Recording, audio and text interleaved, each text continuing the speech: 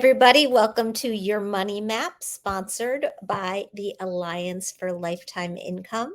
Very glad to have all of you with us today, and I want to welcome those of you who are watching on Facebook and watching perhaps on LinkedIn.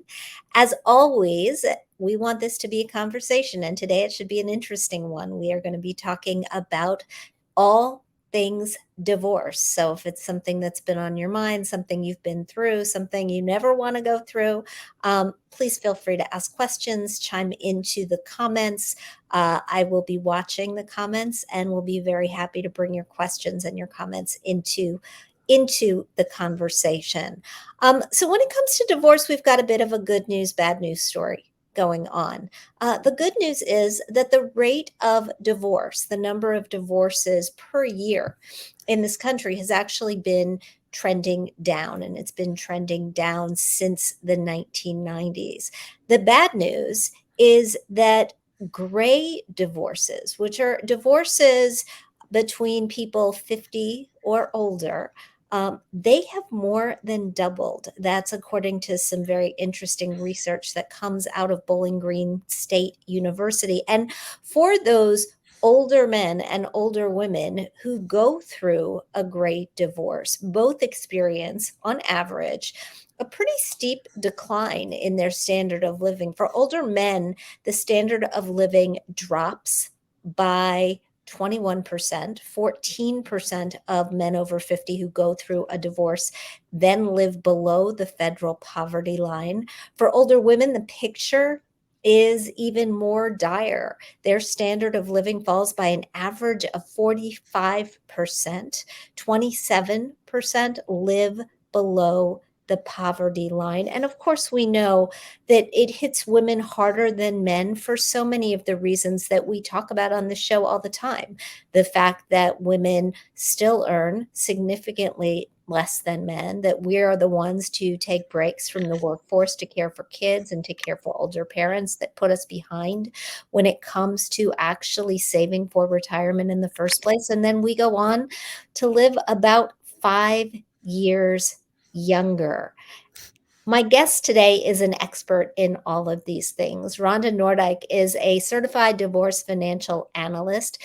Her role is helping women navigate all the financial aspects of the divorce process. In fact, she is the founder and CEO of an organization called the Women's Financial Wellness Center. It is in Milwaukee, Wisconsin, but she deals with people all over the country, and she provides consultations and classes for women either considering or going through a divorce. Rhonda, welcome. Thank you so much for being here today. Absolutely. Thank you so much for having me.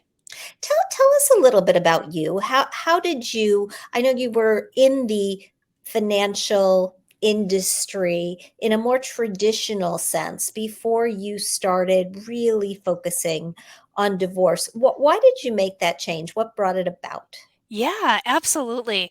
I think there's a couple things, right? The first thing is I was having women come through my doors, right, as we were doing workshops and events for women. They were like, "Hey, Rhonda, I'm going through divorce, and I am feeling overwhelmed, and I don't know what questions to be asking, and I'm feeling bullied and steamrolled, and my attorney's not calling me back." And I was like, "Well, oh my gosh, this is like a real problem, right?" And so, long story short, I one day was sitting in my office and said, "Okay, what do I want my business and my life to look like 5 years from now?" And that was back in 2013. And I decided I wanted to be able to develop a space, a safe space for women to come and ask questions and be empowered. And so I left the financial industry.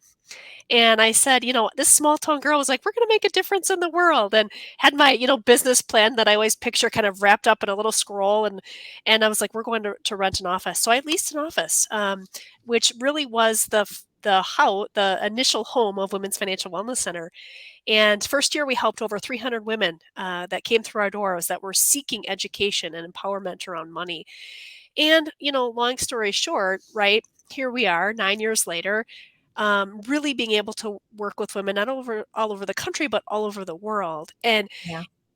it was so um, when I first started my business, Jean, one thing that I found was people were so grateful. Like, Rhonda, this is amazing. Where were you 10 years, 20 years? And at the time I was like, let's see, high school, college, but I started this business really before there was a lot of work in the divorce space. There weren't divorce coaches. There were very few CDFAs.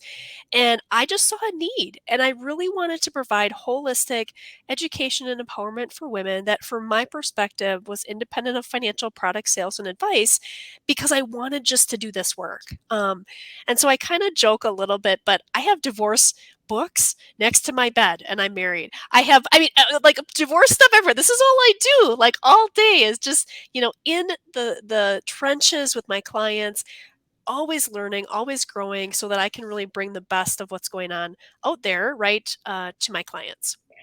One of the things that we like to make sure is that people have the right sort of help in their corner. That is often a financial advisor. I am divorced, remarried, but when I went through my divorce, I was advised get a really good lawyer, get a really good therapist, and get a really good financial advisor. And I took all three of those recommendations to heart. For people who are watching, if you're looking for a financial advisor, if you're trying to figure out what sort of questions to ask a financial advisor, you can always go to our website, which is protectedincome.org. We've got a list of questions that you should use to interview a variety of financial advisors to find the relationship that is right for you. CDFA, though, Rhonda, you threw out the term CDFA, Certified Divorce Financial Analyst. What are CDFAs and how are they different? Yeah, absolutely. So CDFAs really are a group of financial experts that have really decided that that's where we want to spend our time, right? Is helping people navigate through the divorce process. And the role of the CDFA is to be able to look at the financial picture, to be able to analyze the data, and to be able to provide some direction for the clients as they're navigating through the financial aspect. For me, the way that I use my CDFA credential is a little bit different in a sense that I'm helping manage the process, the people, and the positioning. So there's an aspect of financial coaching, financial education, and financial consulting, all of which I've had additional training, in those areas. But I take a real holistic approach in helping, the women navigate through that. And it's probably one of the best parts of that is seeing the transformation and seeing the increase in the confidence, as women are going through this process. Many of the women I work with have never handled the finances, or they did, Yeah. 20 years ago. And they're like, one of the women in one of my groups had said, Rhonda, thank you for encouraging me to go back and do my budget again, because she said, I did that 20 years ago and I've lost my confidence. I forgot that I could do it. And just having the accountability and the support and the structure, to do it, we're seeing them be brighter, to be more engaged, to feel, to look lighter and be more confident. And I know one of the gals that you and I have connected with, that the article just went live in a publication. I saw her today and I said, you know what, you are glowing.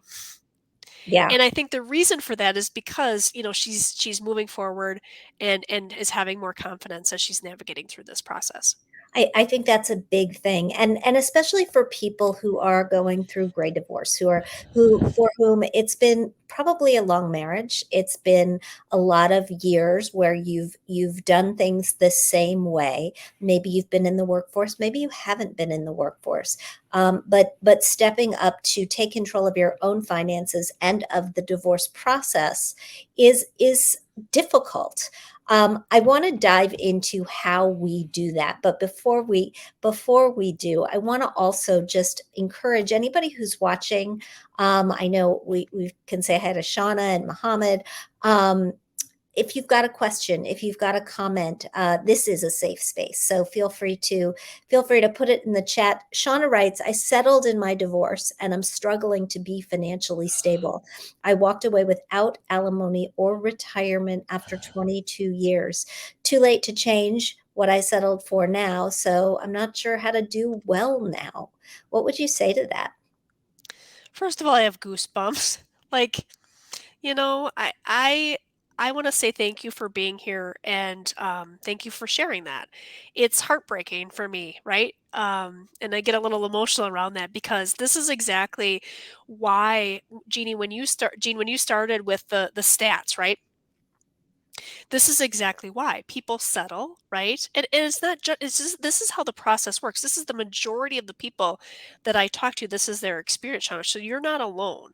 Like they get through the process, they feel like they settled for whatever reason because the divorce process is typically not very kind to women. There's the wage gap, there's the confidence gap, there's the transparency gap, there's and there, oh, by the way, we're going to throw in, like, now we got to be really good negotiators. And it's overwhelming, right? So I would say, to address your question, one of the things that we know is that property division, meaning assets and liabilities, when those get split, it's pretty much, that vault is sealed, right? But with support, depending on where you're at, I mean, certainly you could go back and explore, with an attorney in your state, the support conversation, depending on how that was structured. Alimony or maintenance and child support, unless it is indicated on there that alimony is not right, able to be modified, you usually can go back. Now, of course, there's a cost to that, right? To go back, and stress and time and money, but you kind of have to weigh that out to say, okay, if I went back, what are the opportunities, and does it make sense? And do I think I could get a return on investing in, doing that? But really, really, really challenging for sure. Yeah, yeah, absolutely. So if you are a woman who is thinking about divorce, and it's interesting when we look at gray divorce, it's more likely the woman who is initiating this process. I'm wondering why you think that is. I love this question, because I do have kind of like my own kind of like ideas on why this happens. But I find for the women that I talk to, they spend years contemplating, thinking. And I have said, listen, women have a tolerance that is so high for putting up with shenanigans and stuff and mistreatment, right? Good, bad, whatever. Like, their tolerance is high. But when they get to the point of they're being done, they're done. Like, I've wrestled with this behind, and I'm done now. Like, and at that point, trying to change their mind, that ship has sailed, right? So I think that's certainly, part of that, for sure, is just they've taken the time to wrestle with it, and have decided at that point to move forward. Yeah, I also think there's less of a stigma around Yep. divorce than there used to be, and Yep. chances are pretty good by the time you get into your 50s, you're not the only one in your friend group, in your community, and so it's perhaps a little bit easier. But let's get tactical for people who are listening, Rhonda, and let's get tactical with the idea of providing for a retirement where falling below the poverty line, where struggling is really not on the table, where you're going to be okay. Um, you said that you start with all of the women that you work with the budget, with the expenses, the money coming in and the money going out. Why do you start there?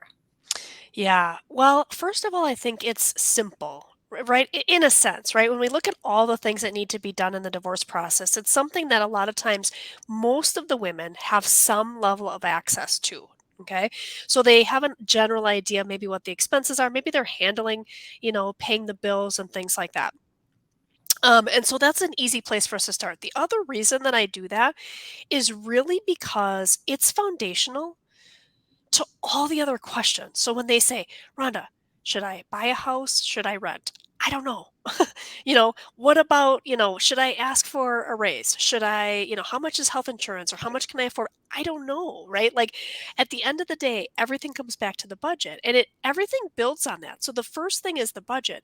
Once we get down the path a little bit and we're talking about support, child support or alimony, one of the things is revisiting the budget. So we end up coming back to it.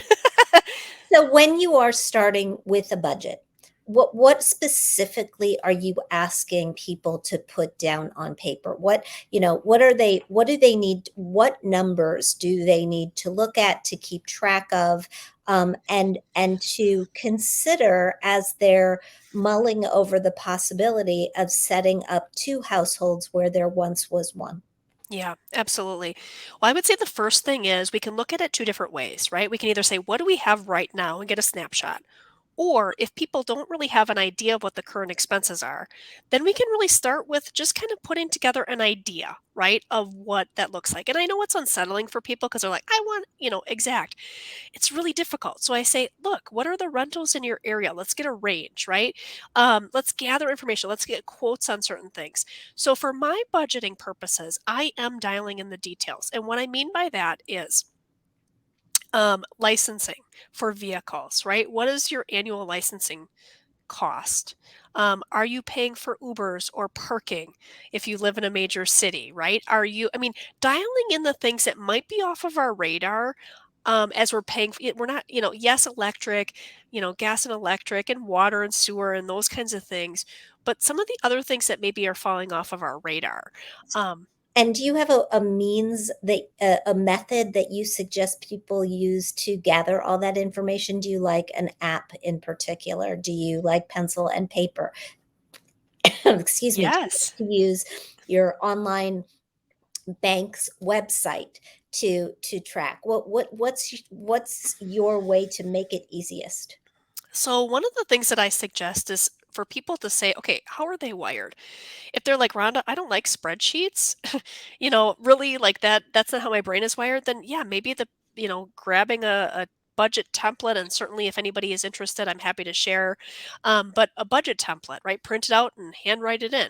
Or maybe there is an app. One of the apps that I have used, and there's a couple of them. The first one that we've used for many years is Mint. It's free. It's fairly easy. There's some, upfront that we have to kind of do to get it situated, but people have liked it. The one that I've started using recently is Rocket Money. And I like it because it gives us ideas of like, oh, by the way, like for me, the very first thing I found on mine was a reoccurring expense on an ebook subscription that I don't know if my kids, I didn't sign up for it, but it was like running behind the scenes every month. And so Rocket Money's been a great tool if people like the apps. That's Um, great. yeah. That's great. So you lay out the picture, what's coming in, what's going out. At least you have a sense of what you're working with. Next, I know you turn to the question of benefits, maintaining healthcare, maintaining life insurance, disability insurance, retirement contributions. What do you look at there, and what are the important questions to be asking yourself?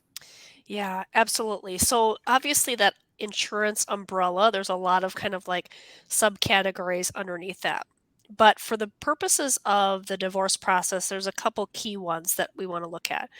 Health insurance and I would say life insurance are probably the two biggies. So health insurance, one of the biggest concerns that people have is, okay, I've been on my, spouse's plan and I'm not going to be anymore. And now what are my options, right?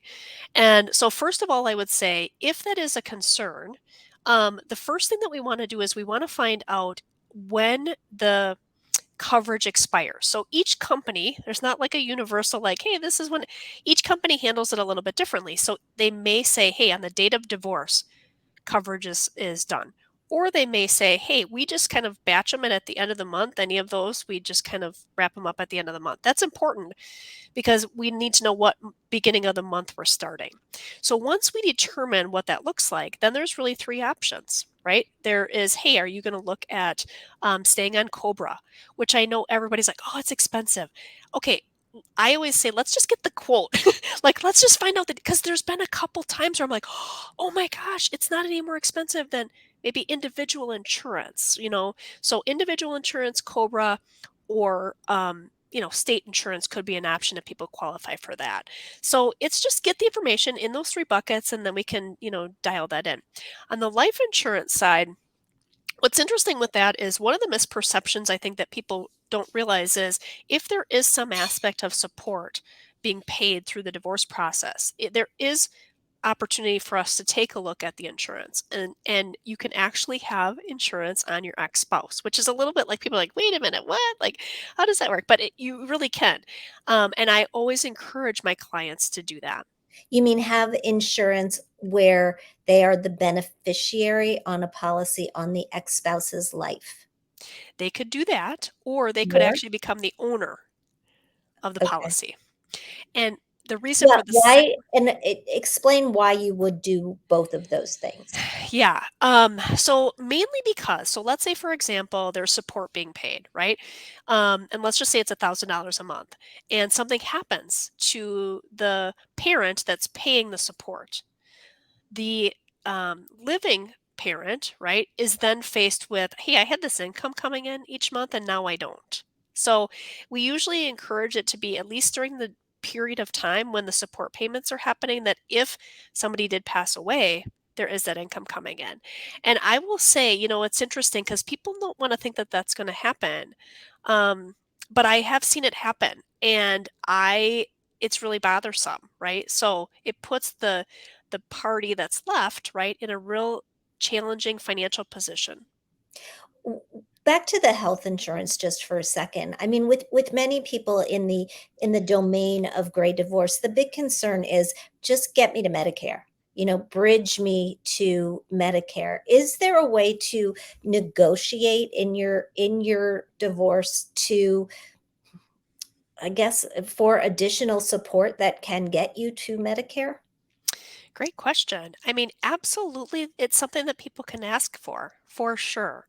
And each jurisdiction and each state is different on how they're going to handle that. But I think that's a great question, that people can be asking when they're interviewing the attorneys, to say, hey, listen, what's your take on this, right? How would you help position my specific case so that we can bridge that gap? We have asked for that in the past. Sometimes they're willing to do it, and sometimes they're not. But again, everything around the divorce process, as much as people maybe don't want to think this is the case, is negotiable. And so, if that's something that's really important, I think it's definitely something that's on the table to be talked about. When we're talking about this as a negotiation, eventually we get to the point where we're talking about distribution of the assets, and distribution. Whether there's a house, whether there are whether there's one retirement account or two retirement accounts, brokerage accounts. When you're dealing with your clients who are women who are looking at retirement and looking to make sure that they are comfortable in retirement, what are the most important things you have to keep in mind in this negotiation so that you don't make a mistake? Yeah, that's a really powerful question, right? I would say the biggest thing is taking a holistic look at all of the pieces, because I think what happens a lot of times is we're tempted to say, hey, you keep this, I'll keep this, we'll go our separate ways, and it'll be, simple and easy. And unfortunately, that's not necessarily the case. And I'll give you just a really quick example. There was a woman who reached out who was actually from Tennessee, and she didn't end up hiring me. But she did reach out after and said, "Rhonda, I really wish I would have." And here's why: because there was a pension, there was the house. Basically, he kept the pension, she kept the house. She didn't have that income coming in, and basically said, "Ron, I'm really sorry to report that I'm actually going to have to claim bankruptcy Oh, because I can't keep the home." And I feel like if she would have been able to take a holistic look at that, right, the whole picture, not just the house, not just the pension in this tunnel vision. We got to look at the whole thing, and we have to make sure we've got accurate data and numbers so that we can really dial in, and make those decisions. So the all or nothing is really hard. it's really hard, and it's also, I think, important to think about the fact that, I mean, a house, as much as you love it, is also a liability sometimes. I mean, yes, we hope they grow in value and you can sell it down the road for more than you paid for it. But while you're living in it, you got to fix the roof and you got to fix whatever else breaks. And it can be a bit of a sinkhole. I think people get emotional about the house as an asset, whereas the retirement accounts historically have been a growing asset over time. Yeah. Absolutely. I mean, I definitely think it's emotional, although I think, for most of the women, even if they do want to keep the house and so, certainly there's times when they can and maybe times when it makes sense for them to sell or have their spouse buy them out or whatever. At the end of the day, I have found that women are also very practical and they're also very resourceful. And so when we see the whole picture, and it's like, okay, I really know that I want to keep it, but I can see that it doesn't make sense. Right. And so a lot of times we are able to move the needle. Very rarely are they like, that's it. I'm keeping the house no matter what. I mean, they're just very practical. And there's also fear. They also don't want to be house rich and cash poor. Right. They want to make sure they've got liquidity and access to resources. When you talk about fear, it's a topic that we've actually dug into in some research that we conducted with the Alliance for Lifetime Income, and found that women, many of us have a preference for for knowing that we've got some protected income in retirement, knowing that we've got enough coming in, for example, to potentially cover our fixed expenses, maybe with some growth on the side, but so that we don't have to worry about having to maintain a certain standard of living.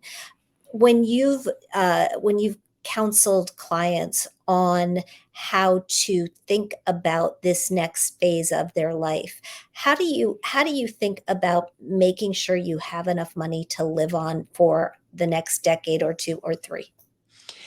Yeah, absolutely. I mean, I do think that certainly that each person's a little bit different, right? As far as how they view, consistency, versus not consistency. But for the most part, I would say people do like to know, what's coming in and ultimately what's going out, right? So I think at the end of the day, yeah, that fear piece is certainly an important part of it, and it kind of goes back to what we were talking about earlier, which is the budget, and I would say with that, I think it's really important that we don't say, well, that's it. I'm just going to cut every single thing out of my budget. Cause that we tend to go, the kind of to the extremes. Right. And it's like, okay, you can build in things that you want to do. You can build in a vacation fund. You can build in, college. You can build in all of these things. Right. But it really, from my perspective, comes back to the budget and really looking at what that looks like. But the fixed income component or that having that regular income is good as long as because I was thinking about, this aspect of it, and I think certainly I went back and checked, some of the data around inflation, and man, even over the last year we've been running somewhere between 6 and 9%. So we Yes. just have to make sure that if we are taking some of those fixed options that we are able to outpace inflation. Yeah, yeah, absolutely. Which is why I've always sort of liked the idea of, um, uh, converting some assets into an annuity or some other form of regular paycheck, Yep. and then having assets that are working for me in terms of growth, which means keeping them in the market. I think a bifurcated approach sometimes is what it takes. We've got a couple of questions here. Natalie, well, I don't know if this is a question. Natalie says she filed her own divorce with the assistance of a local nonprofit. That's interesting for people who are challenged resource wise. Is this something that you hear about? I do. And it certainly, I always say it kind of depends on the situation, obviously, right? Like, I think, if the situation is fairly straightforward, sometimes if it's shorter term marriages or if there, are limited assets or the kids are older or whatever, kind of some of those key things, certainly that can be helpful. Unfortunately, and I don't know, Natalie, what your experience is from a lot of the things that I'm hearing from women that reach out that maybe have checked out some of those options, it hasn't been that positive. Like they don't really feel like they're getting the responses and things like that. But hopefully, certainly the filing piece is an important, part of it, and having some assistance and guidance in that certainly can take some of the anxiety out around filling out those state forms and you're like, what box am I checking and what impact is this going to have? And the hard part with it, and I'm glad this nonprofit is operating, because if people go to the courthouse, right, and they get the paperwork and they ask the clerk, hey, how do I fill this out? They say, we can't really tell you that because we're not attorneys, so sorry, we can't help you. And so they kind of circumvent the question, and so people really are left to fill those out on their own unless they have legal counsel. Yeah. or in this And, case, a nonprofit. and Natalie confirms she kept her assets separate. It was a short marriage, no kids, and she paid off her house before the marriage. Hallelujah. She said, Oh, good for yes. you. Frank asks, how long do you have to be married for you to pay spousal support? Ooh, good question.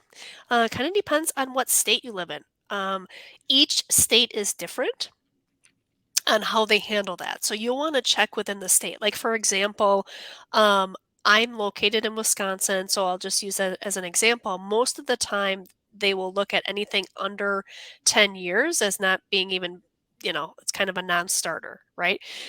Between 10 and 20 is kind of mid-range, so it's kind of something we can have a conversation around. And then anything over 20 is pretty much like, yeah, we know this is headed down that path. The question is for how much and for how long. For anybody that's in Illinois, Illinois probably has the most rigorous support calculations that I have seen in all the states we work in. And the reason I say that is because you pretty much put in the data and it spits out a number and it is what it is. So and pretty much any length of marriage, from my experience, it is has some exposed risk with some of that. So, but I would encourage you to check for the specific state that you live in. There've been a number of things written in recent weeks about prenups, and even some things that uh, there's a recent book out from somebody who's a lawyer who has done prenups for the last couple of decades, and she's not a fan. Are you a fan? I mean, for the record, my husband and I said I'm married for the second time. We came into this relationship with kids. We came into this relationship with assets. I came into this relationship with a business. We both wanted a prenup. Yeah. Absolutely. It's interesting because I think there's a couple things with the prenuptial agreements. I feel like it makes sense, right? When it is a second marriage, and there are assets or, adult children or whatever. And it's really almost even part of like the overall plan and transparency on, okay, here's what we have. The hard part with those, a lot of times, is either the ambiguity in the documents, how long the marriage has been, if the courts will uphold them, and was there transparency on the front end as far as what the assets actually were? So it's been a little bit tricky to see if the courts will uphold them. I had one client, for example, who they basically, instead of doing, 50-50, which would have been no prenup, or 0 and 100%, they went 60-40. So, I mean, we could look at it from my client's perspective and say, sweet, we moved the needle 40%. He could be thinking, darn, we moved the needle 10, 10, whatever, right? Like 60%. So it's really hard to know kind of where those are going to land. But um, yeah, I mean, I'm a fan in certain situations. I've seen, unfortunately, people get, within a month of the divorce process and one party says, sign this or we're not going, and they feel bullied or coerced into signing it, and they haven't had time to have an attorney review it. And I don't like those. I mean, it just feels kind of yucky to me. So I like them if they're done in fully transparent conversations and both people are on board. Like, seems, like it is a good idea. Shari writes, do you have any specific advice for military spouses? Anything they should consider or resources you suggest? Shari, let me just say thank you to your family for your service. Rhonda, what do you think? So, gosh, the military aspects are kind of tricky. So one is I did a podcast with a gentleman actually out of Utah, and I would say for the military aspect, it's like a niche within a niche, which there's all these little nuances related to the military aspect when you're going through divorce.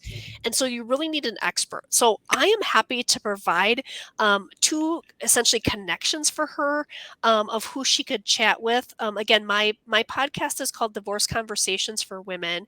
And we did do one episode so far on military. So that's certainly out there. So, Um, Sherry, I would just say take a listen to that particular podcast of Rhonda's. And I know that she's going to give us her website information at the end. And so you can reach out to her as well to get those resources. But I would agree.